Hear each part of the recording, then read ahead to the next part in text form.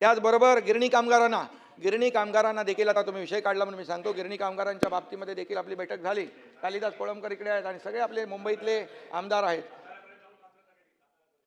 आणि त्यामध्ये देखील गिरणी कामगारांचा विषय अतिशय महत्त्वाचा आहे. त्याला कधीही कोणी हात लावला नव्हता, पण आपल्या महायुतीच्या सरकारमध्ये जवळपास 13,000 घरं त्यांना देण्याचं आपण जवळपास 4-5 हजार घरं तर त्यांना आपण दिली, चाव्या किल्ल्या देखील वाटल्या. आणि त्याचबरोबर मुंबई आणि MMR मध्ये त्यांना आता दूर जायचं नाही, पण त्यांनी सांगितलं मुंबईच्या लगत आम्हाला घरं पाहिजे. आता मुंबईच्या देखील SRA प्रकल्पामध्ये त्यांना एक आपण जादा इन्सेंटिव्ह देऊन, समजा 500 घरं बांधणार असेल तर त्यांनी 700 घरं बांधावी आणि 200 घरं त्या गिरणी कामगारांना ठेवावीत.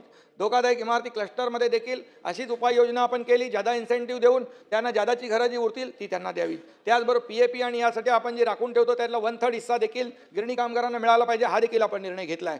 त्याचबरोबर पूर्वी रेंटल हाऊसिंग होतं, रेंटल हाऊसिंग नाही तर आता अफोर्डेबल हाऊसिंगच्या माध्यमातून आपण ती पुन्हा स्कीम सुरू करतो आणि त्यामधून देखील निर्माण होणारी घरं आपण गिरणी कामगारांना देणार आहोत.